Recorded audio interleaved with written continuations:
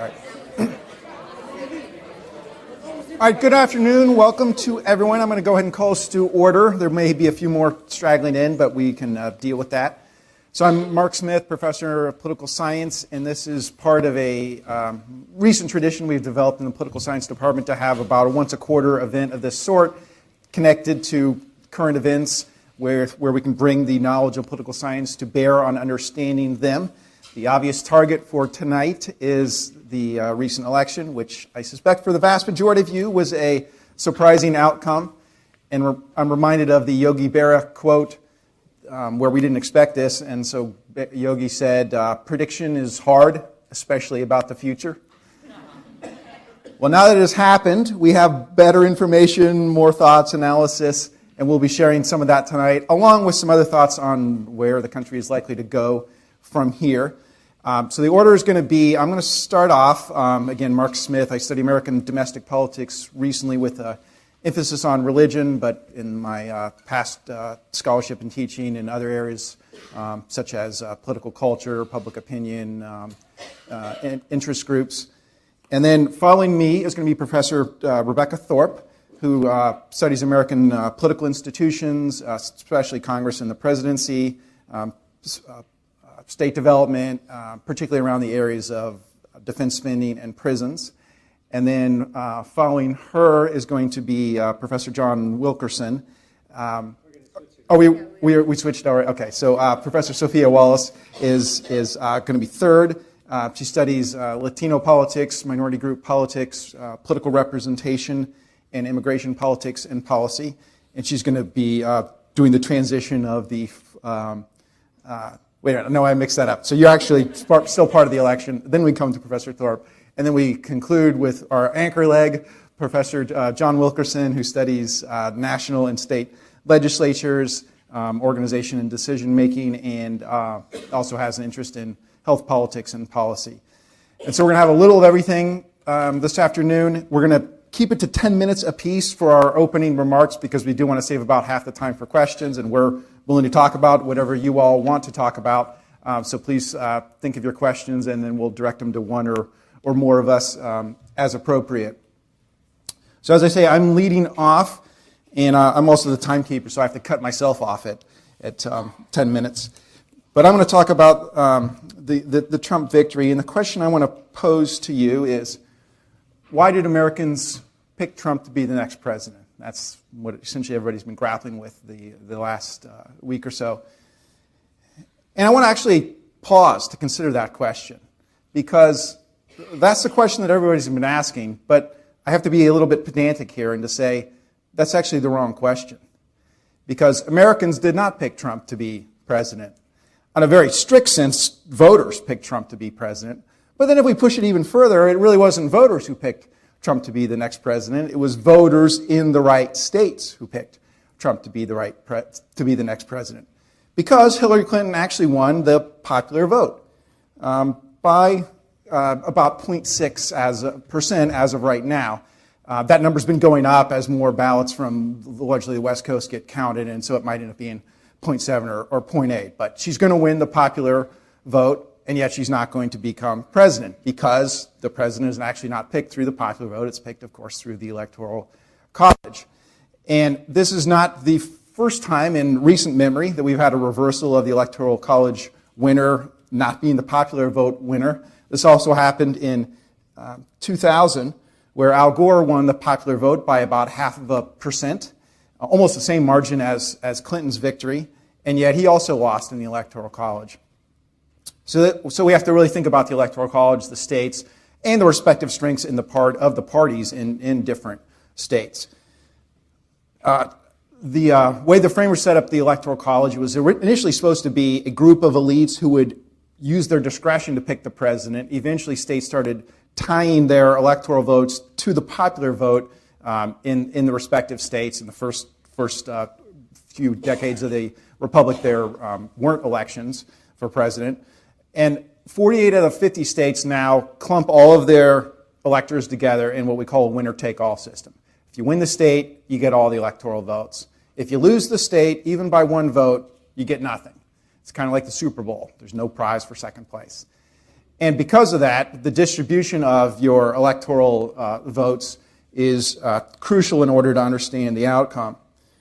Here's the map in 2000, and it's going to be interesting to take a look at what's changed from 2000 to the present, because the popular vote margin was almost identical, but some of the mix-up of the states actually shifted a little bit. So you can see the Democratic strengths here on the West Coast, the Upper Midwest, and the New England and Mid-Atlantic states, plus New Mexico, the one outlier there. And then as of 2016, here we have essentially the same map with a few changes. Democrats pick up Colorado, Virginia, and what was the third one? It's on my next slide. New Hampshire, that's right. Republicans pick up Wisconsin, Iowa, Michigan, and Pennsylvania.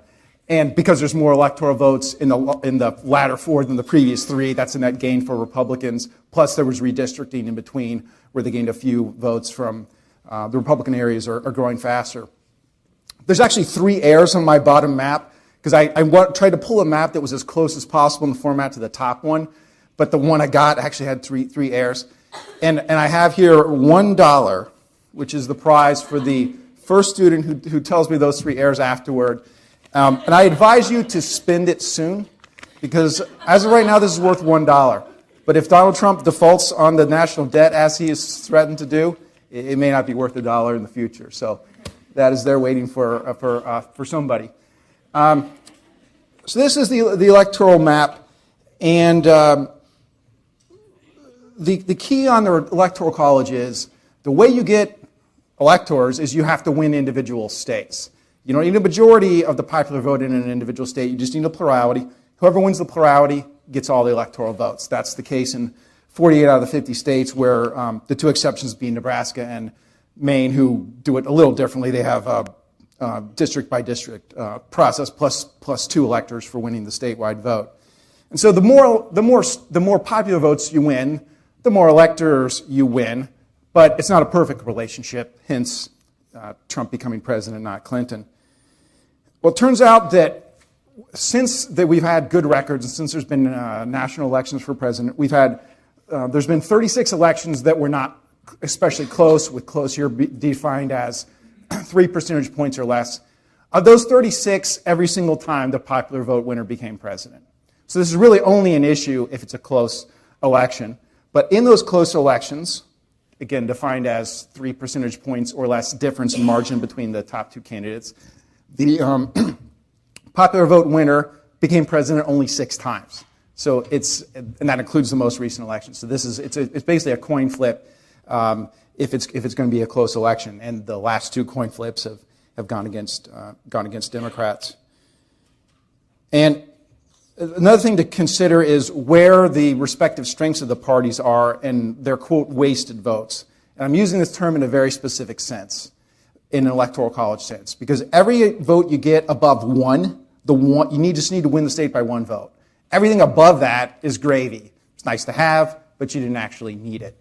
So a quote wasted vote in this definition is everything above the 1 that you needed in order to take the state. And in 2000, the Democratic strongholds of the country included New York, California, New England, Illinois, New Jersey. Between New York and California, just between the 2 of them, you got 3 million votes there that are just extra. They didn't contribute at all to the Democratic victory because they were more than was necessary. Meanwhile, in the Republican parts of the country, the South, Texas, and the Mountain Plain states, Republicans, of course, are wasting votes there, but the upshot is they're wasting fewer votes than the Democrats are, and that's why George W. Bush becomes president, not Al Gore. In 2016, the respective strongholds of different parts of the country are basically the same. Slightly different numbers here in terms of how many wasted votes in each state. So you can see the numbers there for Clinton's side and the numbers for Trump's side. And you add those down, you get to 7 million wasted votes for Clinton in the Democratic strongholds, 6 million for Trump in the Republican strongholds. Thus, Trump can lose the popular vote by a good chunk. I think it actually currently is something like close to 1 million. and nevertheless becomes president because he gets votes in the right states. And the key states in 2016 were these four: Florida, Michigan, Pennsylvania, and Wisconsin, because they were the close states. So Clinton doesn't need to, sweep across the country. She just needs to do a little better in some combination of these four states. All four of them decided by 1.3% or less. She wins if she takes Florida and any one of the other three, or if she takes the three Rust Belt states, which is what I was expecting going in. I figured she would lose Florida, but she would win those three and thus take the election. Now, one thing to think about is whether at this point there's a lot of counterfactuals, could have been, should have, would have, but at least I'll offer one possibility here that may interest some in the audience. Is it possible the Democrats could have nominated someone else who might have had some appeal in the Rust Belt? Now, I know some of you out there are strong Lincoln Chafee fans. Maybe he was the one, maybe not. There's probably a few Jim Webbs out there. Anybody? You don't have to raise your hand, but you might have been interested in him. But Martin O'Malley, there was a huge flock of support for him, and the Washington caucuses. Did he have a message that might have resonated in the Rust Belt? Probably not. But there may have been somebody else out there who was a possibility that could have had some sort of message for especially working class white voters in Pennsylvania, Michigan, Wisconsin. Whereas Hillary Clinton's message was essentially, I'm not Donald Trump. But Bernie Sanders' message would have been all the anger out there that Trump was able to take and channel toward blame it on the immigrants, blame it on the bad trade deals. Sanders would have said, yes, blame it on the bad trade deals, but also blame it on Wall Street, the banks. He could have had some place to direct the anger. Now, he had a lot of limitations too. I think being a kind of Jewish atheist probably would have hurt him at some point. Socialist is a pretty unpopular label with lots of America. He had some bizarre things in his past, like this child love, sexual poetry stuff that most people never heard of. But had he been nominated, you would have heard a lot about it. So I don't know if that equals Hillary Clinton's, speeches to Goldman Sachs or whatever, but I'll at least throw that out as a possibility here for a different nominee would have had different appeals and perhaps a different result. And so at that point, I'm actually under my 10 minutes, so I'm proud of myself for that. And I turn it over to Professor Wallace to take us from here.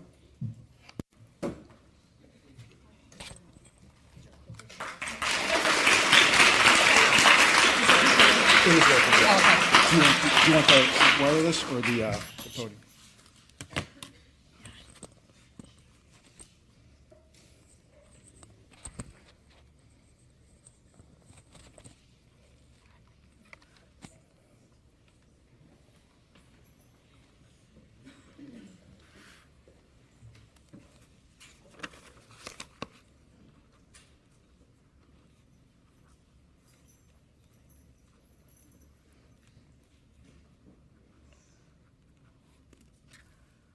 Okay, hello everyone. Thanks for coming out. So my work is on Latino politics and race and politics. So of course, I'm going to give you the perspective of the election through the lens of the persistence of race and ethnicity.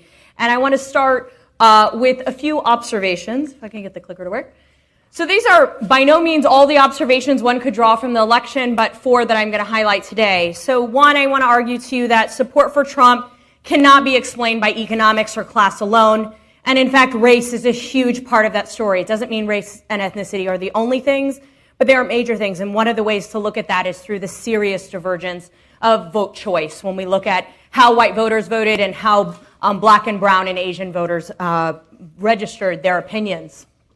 Third, I want to argue to you that this is also the first election where we are looking at how voting looks in the context of the VRA somewhat being gutted, and I'll talk about that as well. And then finally, polls, as we know, in terms of predicting this time, did on average a pretty poor job in terms of predicting what would be the outcome. Lots of problems with uncertainty, not appropriately phased into models. But I want to also talk a little bit about how models specifically on Latino polling were particularly problematic. So if we look at white voter support, the message that we're hearing a lot from the media is that this is, white working class voters or maybe poor whites are what explains how Trump got elected. And I want to push back on that a little bit, in part because if we look at some of this exit poll data, right, all we have right now is mostly looking at exit poll data. But this is the data that most people are drawing upon, pretty large sample. And this is looking at by education and race. And while it's true that whites with no college degree were more likely to vote for Trump, we see that the split between Clinton and Trump amongst those who went to college is about half, right? So it's pretty hard to pin this story only on white working class voters, those who also didn't go to college. It's very hard to make that case. And we have to ask ourselves, but for whites who went to college, why did they vote for Donald Trump? And how come this pattern of college and white voters looks so different than if we look at race? So this data is also from CNN. I've cut off the Latino data from it because it's terrible data, and I'll come back to that in a minute. But if we look at white men and women and black men and women in a comparison, you'll see a starkly different pattern emerges, right? Where you have black voters overwhelmingly voting for the Democratic candidate, and we have white voters voting for Trump, right? And if you break that up by women, you see that women were more likely to vote for Clinton in both groups, but that if we look particularly at black women, this percentage is extremely high. And the reason why I bring this to your attention is because we have to think about what does it mean if voters think about the options that government offers and what each candidate, but also the party offers such a different solution to how government should work, and that there's such a big difference. So while we see this split between white voters, we see that black voters in particular here overwhelmingly in support of the Democratic candidate. Of course, this isn't an unusual pattern for the black vote, but if we think about the Latino vote more specifically, we are observing, even though there's lots of discussions about which Latinos voted for Trump and why did they do so, this is the greatest amount of political cohesion that we've ever seen amongst the Latino vote for the Democratic candidate. We have mostly observed in history a 2-to-1 pattern in favor of the Democratic candidate where it's a third Republican voting. President Obama had 70 and 72% of the Latino vote. This is exit poll data from Latino Decisions, largely considered the gold standard in polling Latinos. And we see that in the states that they conducted exit polling and in their aggregate data, the Latino vote was up about 80% of Latinos voted for Clinton. And in some states, you can see that this is considerably higher. Of course, the outlier is Florida, in part because our support, as it is for the Republican candidate, is always brought down by Florida because Cubans are disproportionately more likely to vote Republican than other subgroups, right? So what does this mean if Latinos and black voters, and there's some data from Asian Decisions as well, that indicates that plus 80% of all three of these racial and ethnic groups voted for the Democratic candidate, and we don't see that same pattern, right? There was a large-scale rejection of Trump as a candidate. And I think we have to ask ourselves, what did the message that the candidate give us, Trump, that may have led to this different outcome? And I'll come back to that when we talk about where are we going now. I think it's also, we have to consider, this is in the context of the Shelby decision from the Supreme Court, where many people have described this as the gutting of the VRA in terms of its teeth for enforcement, because there's no active formula right now that forces states to be subject to the requirements. And so when we think about the context of voter suppression is not something we've heard a ton about in the wake right after. We're starting to see a little media on it, but I believe this will be one of the biggest stories that we hear about. The VRA has, in the time that it was implemented, stopped 3,000 discriminatory changes from being implemented. And this election, we saw the real rise of a lot of various strategies that scholars have shown have a very significant impact on not just voters in general, but specific kind of voters. Lower income voters, much more likely to also impact voters of color. Things like voting ID laws, intimidation at the polls, closing lots of polls, right? Changing when polls are open, trying to eliminate early voting. All of these things, if you have voter ID laws in effect, there's some evidence that in Wisconsin, for example, false information was given to voters who were trying to obtain the necessary identification to be able to vote. Given the margins that Trump won by in some of these states, it was so small that when you look at whether the estimates of how many voters were suppressed by these tactics of voter suppression, it's very possible that we may draw the conclusion that that number far exceeds the margins from which he won, which is really significant when we think about the potential consequence, right? A different person may have gotten elected. When you're thinking about number of places that might have been closed, this is some early data that draws on how many places, polling places, were closed. In the state of Arizona alone, 212 polling places were closed that were open in the prior presidential election. 403. These are all huge. A lot of these are huge numbers, but in particular in Arizona, where there's an increasing number of Latino Democrats who might switch the state to now being blue opposed to red. This is significant when we think about this because it means less places to vote, longer time waiting. Data has shown us that the longer that you wait in line, the more likely people are to get out, depending on how long you can wait in line. Again, these tactics do not impact individuals in the same way. We know that they disproportionately impact people of color. Another deeply problematic thing with this election in terms of thinking about how people voted is the polling data on Latinos. So if we look at these are two different estimates of what we should have predicted the vote choice to be amongst Latinos. And you see here in this USC LA Times poll, they were predicting a difference here. And of course, this is the most egregious poll. But they were expecting a 3% difference in vote choice. Okay, Latino decisions for months, right, had been polling at this huge gap. And in fact, the estimates of Latino decisions ended up being pretty close to what we actually saw. And the reason why you get this error, particularly as it relates to Latinos, has to do in part with doing monolingual surveying, not doing any surveying in Spanish, right? We know that about a third of Latinos would prefer to take political surveys in Spanish. Doesn't mean they don't speak English, but they would prefer to do that in Spanish. We also know that some of these polls highly skew towards the most educated, highest income Latinos, and also poll in places that are not Latino concentrated areas. And this gives us really messed up data, right, on Latinos and gives us the wrong vision of how Latinos think about the candidates. And the reason why we should care so much about this is because the data also tells us that Latinos are increasingly feeling very negative about the GOP and the Republican Party. If we look at perceptions of how welcoming or hostile Latinos view Republicans versus Democrats, this is terrible data for the GOP in terms of 42% of the Latinos surveyed in this poll thinking that the Republican Party is explicitly hostile compared to 10%, right? This is not good news, and this is actually a pretty significant increase from the same data that we had in the lead up to the 2012 election. So what should we expect now with some of sort of this bleak messages that I've told you? Well, I think in the aftermath of this election and what's going to happen now, we have to think about what's the role of rhetoric in terms of it normalizing. I think that immigration policy is going to continue to be mired by misinformation. Enforcement strategies are going to go up, and that there might be avenues for protests. So it's a quick look at what the rhetoric looks like in the kind of days after, right? I pulled some headlines. More hate crimes and hate speech happening in the immediate 5 and 6 days after election than the 6 months. It's about the average amount that's reported in 6 months, right? We have all of these really negative things happening, swastikas put on places, all kinds of efforts at racial harassment, right? Terrible things that are happening.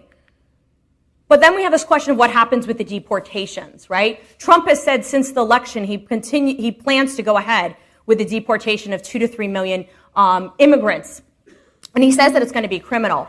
I put this data up here that's from Professor Rene Rocha to partially indicate to you that his data overwhelmingly shows that if we look at who's a criminal, this is just from 1 year of ICE data, that overwhelmingly there's a lot of people that are deported that there's no criminal action, but when there is, the thing that's criminal is that you're undocumented, not that you actually committed what most of us would consider an actual crime. But we also have to think about Trump's rhetoric on securing the border. This is in the context, if we look at this chart maps the increase in Border Patrol officers over time, line watch hours, and the Border Patrol budget. It should be obvious that these have been on the upswing since basically the 90s, right? So this idea that the border there isn't all this enforcement strategy at the border already is just simply not true. We've already devoted a lot of resources, and that's despite the fact that we know that the lowest rates of undocumented immigrants in terms of moving across the border, it's at the lowest it's been in a very long time. And we know that a huge proportion of the undocumented population is not actually crossing the border. People are overstaying visas. So if we think about that, then a lot of what we're talking about isn't actually in the facts, right? It's in this alternate perception, smoke and mirrors world. So I'll leave you with this final positive thought, which is that individuals who do not agree with the rhetoric, do not agree with the policies, should not feel hopeless in the context of this election outcome for those who are unhappy with it. Because we have a long history, both past and present, of activism in this country where people can express their voice, express their opinions, contact their members of Congress. There are all kinds of ways that people can participate in the policy process and try to influence their elected officials. And so if people are unhappy or there are things about it, even for conservatives who are unhappy with particular elements of Trump's rhetoric or policies, there are ways and mechanisms in which citizens can influence political power, and they need to utilize those if they feel so. Thank you so much.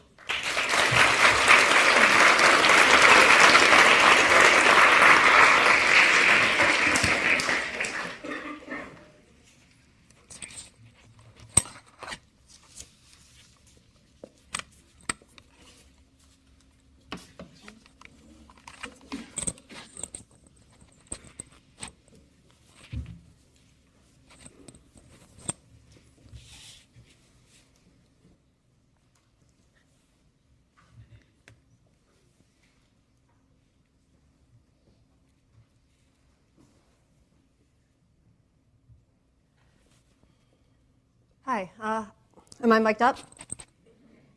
Can you hear me in the back? Good. I'd like to thank everyone for coming out today. I'm Professor Rebecca Thorpe. I'm going to talk a little about the president's powers. And we've all heard a lot of Trump's rhetoric on the campaign trail.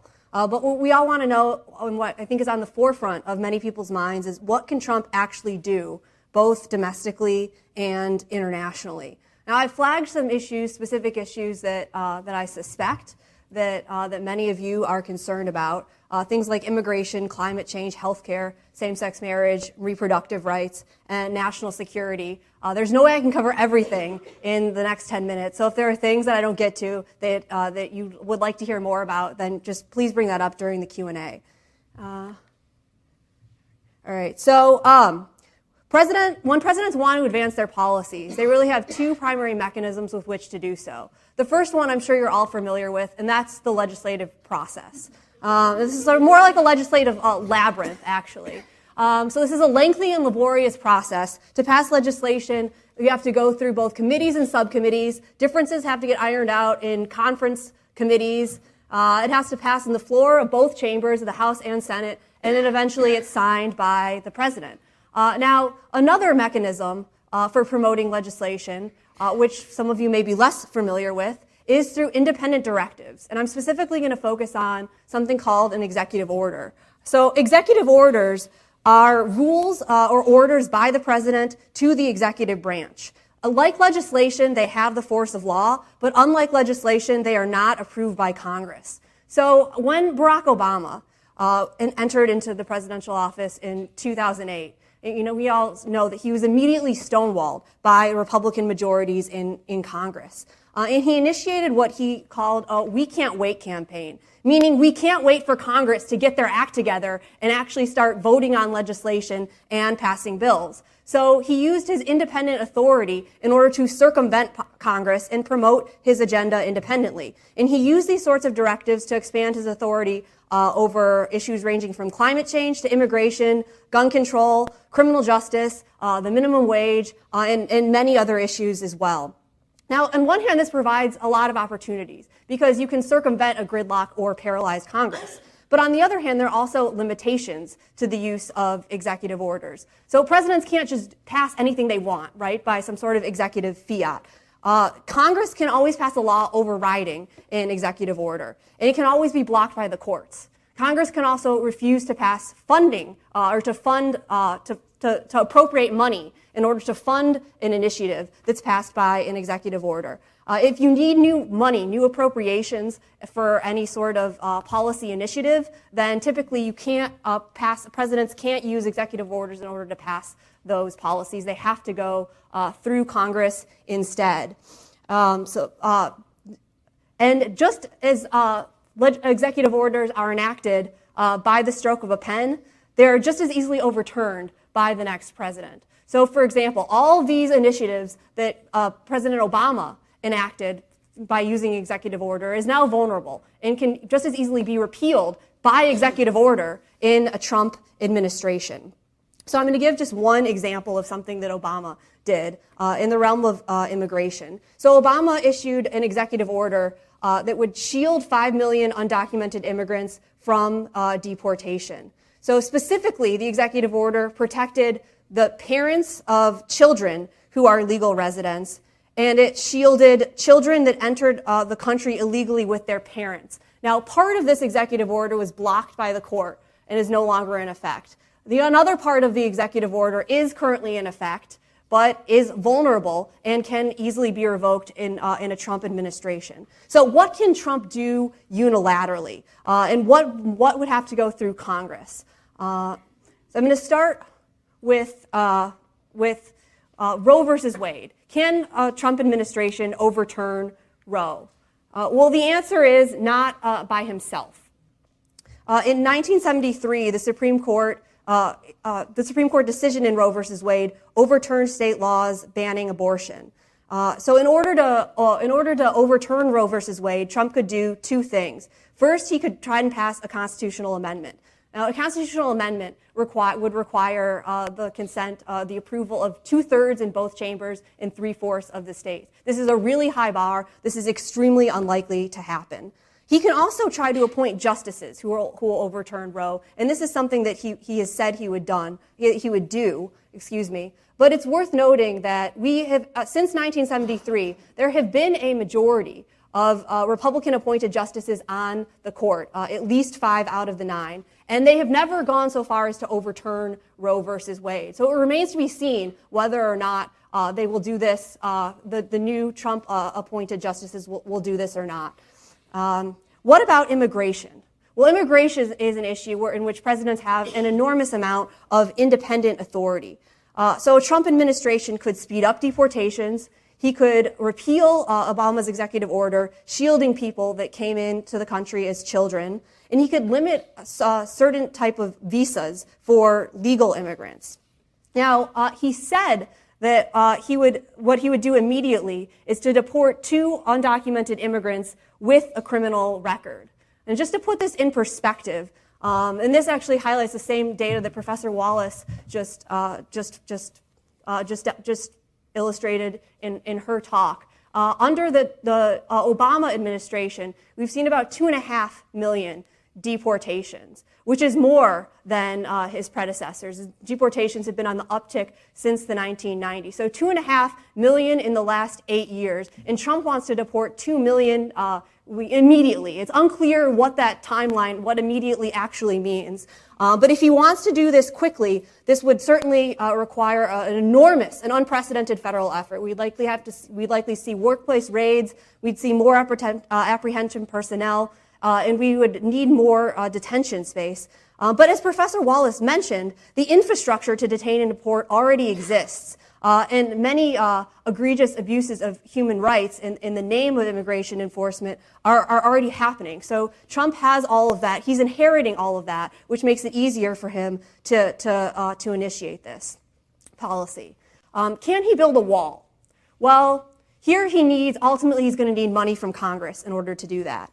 He could push ahead without immediate approval by reprogramming funds. That's a mechanism presidents use. They can shift funding from one part of a budget into another part in order to sort of jumpstart programs. But this is likely to be very expensive, and ultimately he'll need Congress to sign on into grant appropriations. Although Republicans in Congress support this, and Congress has been appropriating money for a border fence for years under both the George W. Bush and the Obama administrations. Can he ban Muslims? Well, a lot of legal experts suggest that he could. He would almost certainly face a court challenge. If he wanted to try and dodge potential legal challenges, rather than banning Muslims, he could limit entry of refugees from specific countries. So he could say, we're going to limit entry of refugees from Syria or from other countries in the Middle East. And if he gives a national security justification, courts have generally granted broad discretion for presidents to initiate those sorts of orders. So what about same-sex marriage? What can he do on that front? Well, in theory, he could reverse Obama's executive orders that had protected the LGBTQ community and that had protected same-sex couples. So Obama issued an executive order repealing the Defense of Marriage Act, which was a law passed in the Clinton administration, defining marriage as an institution strictly between a man and a woman for the purposes of federal law. So repealing the Defense of Marriage Act meant that the federal government would now recognize same-sex marriages and that they would extend federal benefits to same-sex couples. Obama also, by executive order, repealed Don't Ask, Don't Tell, which was the policy saying that you could not be openly gay and serve in the military. And he extended federal benefits it said that federal employees can't hire and fire on the basis of gender orientation. Now, Trump never suggested that he would overturn these laws, but his vice president does have a record of opposing same-sex marriage and opposing laws banning workplace discrimination on the basis of sexual orientation. One thing that Trump can't do unilaterally, he could try to repeal or revoke Obama's executive orders. He would likely face enormous backlash for doing that. These laws have a lot of support. He can't unilaterally overturn the Supreme Court decision in Obergefell v. Hodges that was passed in 2015 that says that there's a constitutional right to same-sex marriage. He could appoint justices who might be willing to do this, but again, he would likely face an enormous public backlash. Unlike abortion rights, same-sex marriage actually has the approval of a majority of Americans, and it turns out that it's very difficult politically to rescind rights that have already been granted.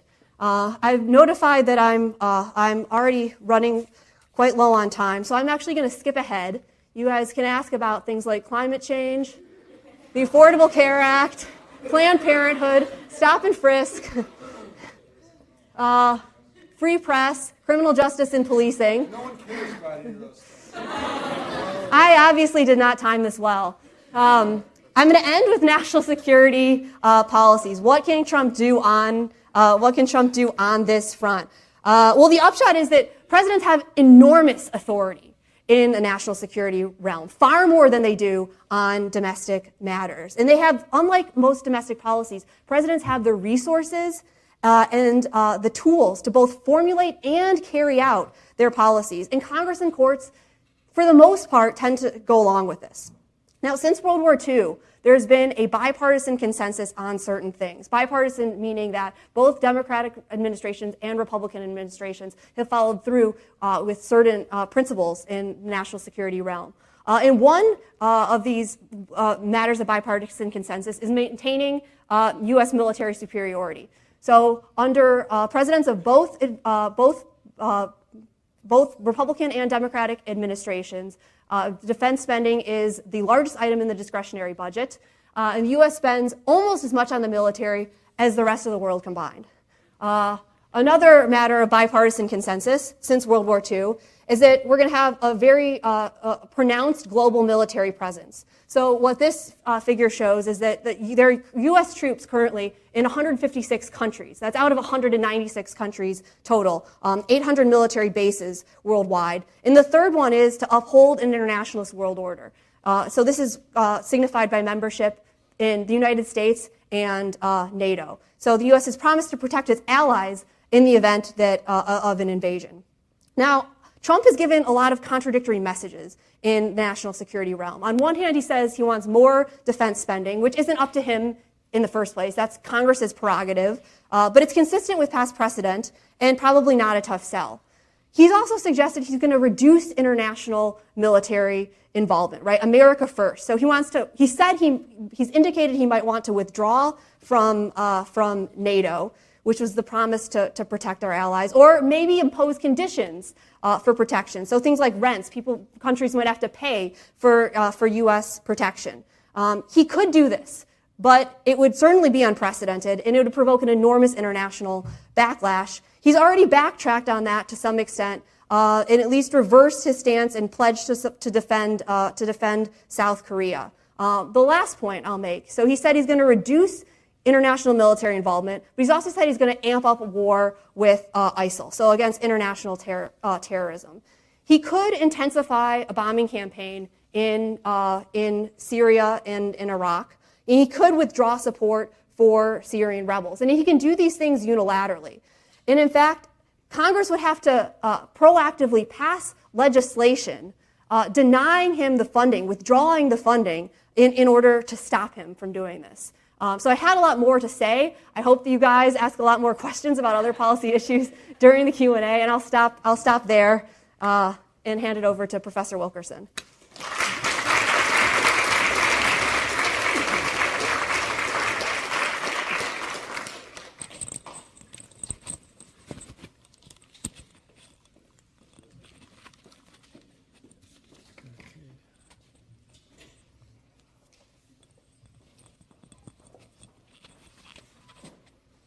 Is that working? Michael, can you hear me back there? Great. Well, it looks like I got 45 minutes, so this is working out. That would be 10 minutes. Oh, rats. Okay, so that's not mine.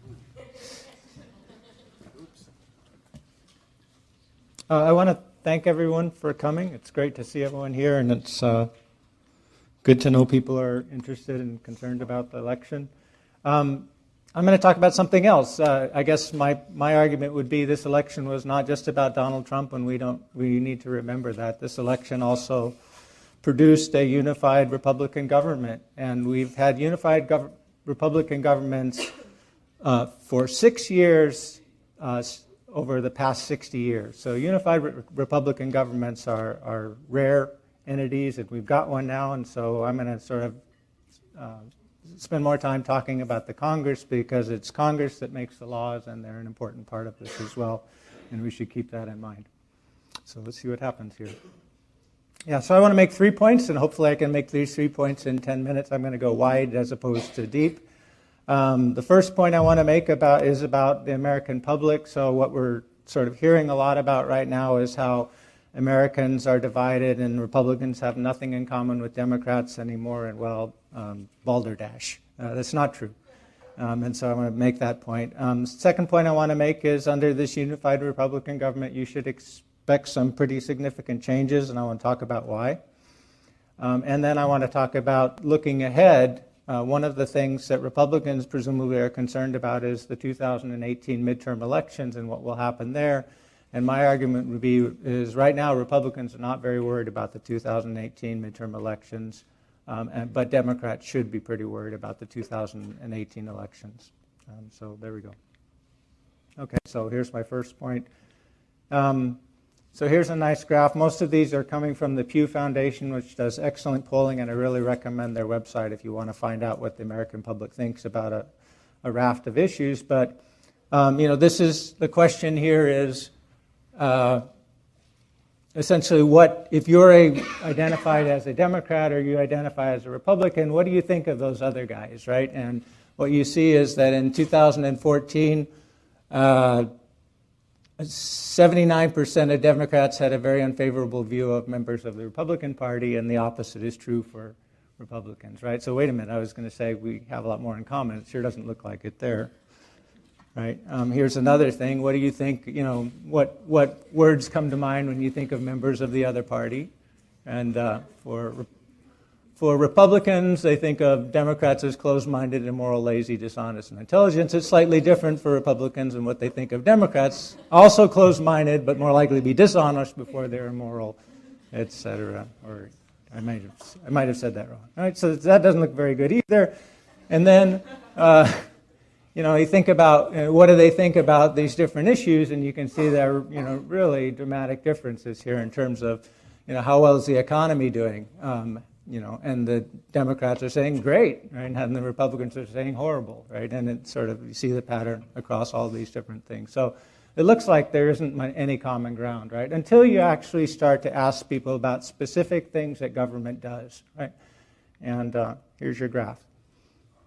So the question here is, would you increase, decrease, or keep spending the same for each of these different policy activities of the federal government, right? And what you see is, in the red, those are the people that want to decrease across the surveyed electorate here.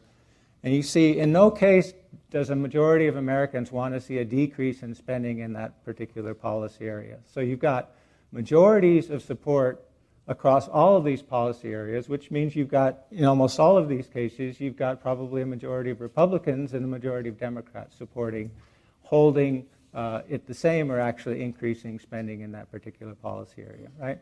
And so I think it's really important, this is, I'm going fast here, but I think it's really important to keep this in mind, that there's the sort of the political rhetoric and all those sorts of things where we put people into boxes, right? And you're one of them, right? You're in that box. Well, I don't like all of the people in the box. But then you start talking about specifics, and actually, if we were having a dialogue about specifics, we'd find that there's a lot more agreement. But we get stuck in these boxes, and there are lots of people who are encouraging us to pick one box over the other. Just a couple more things on that. So here's climate. So are you in favor of expanding renewable resources? Favor, oppose expanding each energy source? Both Trump and Clinton supporters say that's a good idea. Right? Wind turbine farms, both Trump and Clinton supporters say it's a good idea. Keystone, right? You may not be happy about this, but a strong majority of the American public actually favors Keystone. Right? And so there's a consensus here. So if you're a liberal, you don't like the fact there is a consensus, right? But it's, in fact, once again. So we start thinking about specific issues instead of sort of putting people in boxes. We're probably going to get much more interesting patterns. And this is important to remember when you think about political activism, because there are lots of issues that the federal government is going to be dealing with in the future where people actually support what the government's doing, but they're not aware of it, right? And when people bring those issues to the attention of the public, right, that makes it more difficult for elected officials to reform those programs. Okay, next point. Expect big changes. So just for example, someone did this little tally of the things that, some of the things that Trump has promised to repeal if he were elected president. So we got a lot of things at stake here. And what I want to talk about for a minute is the U.S. Congress. So what we've got in the Congress is Republicans have a solid majority in the House, and they have 52 seats in the Senate. And if you're familiar with the filibuster is a way of where the minority is able to essentially delay the process to the point where the majority gives up in trying to advance a piece of legislation, right? So that guy there, right, engaged in a filibuster, one individual stood up and talked forever and he won the fight, right? Well, you can't talk forever. You can only talk forever if 40 senators are with you, right? And so in this particular case right now, the Democrats have more than 40 seats in the Senate, so they have the ability to engage in a filibuster in the Senate, right? Because the Republicans only have 52 seats. They'd need 60 seats to prevent the filibuster in the Senate, and they don't have that yet, right? So you'd say, well, at least the Democrats are in control, in effect, right, in the Senate. But it's not clear that's the case, right? And for a couple of reasons. One is, if you think about executive and lower-level court nominations, the Democrats actually removed the filibuster option for those appointments when they had control of the Senate, so no filibuster there. Are the Republicans who have vehemently criticized the Democrats for doing that, are they going to change that? Probably not. Are they going to also remove the filibuster for Supreme Court appointments? I think there's a real possibility of that. So filibuster is going to be less effective there. And who knows, maybe if things go really badly, this is their opportunity. They're only in Congress, they only control Congress very rarely. Maybe they'll take advantage of that and eliminate the filibuster entirely. I don't think that'll happen, but it's something worth thinking about. Okay. Next point. So there's this process in Congress called reconciliation. So Professor Thorpe put up the process of having a bill become a law and has to move through that tedious process. It's actually a way to short-circuit that process, and it's called reconciliation. And essentially, Congress has to pass a budget every year to fund the federal government. And the first step in that process is to pass a budget resolution, which is essentially general parameters for how much we're going to spend in different areas. The second part of that process is reconciliation, where each of the different committees of the legislature are supposed to provide the specifics about how we're going to save that money. What they can do is essentially use this process to fold legislation into this budget reconciliation process and then pass it by a majority. Because reconciliation, we don't want to slow up the process of actually providing the money to do the things that government does, so we're not going to allow that to be filibustered. That's how the budget reconciliation rules work. But that provides an end run around the normal legislative process to avoid a filibuster as well. So watch this. 1 minute. Oh, my God. Okay. Watch this process. I might take a little liberty here. Watch this process because this is where the big stuff is going to happen in Congress this time around. So there's lots of places. The real legislation will happen too, but that's going to be a big spot. The other thing to think about with Congress, as Professor Thorpe mentioned, is you have to have money to pay for things. So you can have a law, but if you don't have the money to do it, then it's not going to have any impact. And so what you don't put in the budget is a way to make policy as well. And then, of course, lots of other ways there. Okay. So is there any common ground in terms of Democrats and Republicans in Congress? Well, yeah, I think there are actually a lot of issues where you can imagine that Democrats and Republicans would see potential for making progress. So there are lots of differences, but there are also things where Democratic constituents benefit as well. So I don't expect that they won't be able to agree on anything. They're going to disagree on some very visible things, but there's also going to be opportunities for progress as well. Okay, just want to finish up with 2018, the midterm elections. I thought this was an interesting quote. This was just before the election, where a reporter from the New York Times said, essentially, 4 years after Democratic shifts were credited for Mr. Obama's victory, Democrats are going to realize the extent to which they remain dependent on the support of voters who might have assumed they no longer needed, right? So in other words, don't ignore those white, middle-class, non-college educated voters. So here's where we are for 2018. Only a third of the Senate is up for re-election in a 2-year cycle. And in 2018, 25 of the 33 seats in the Senate are Democratic seats. Okay? So this should have been a good year for the Democrats, and they blew it. In 2018, it should be a good year for Republicans, right?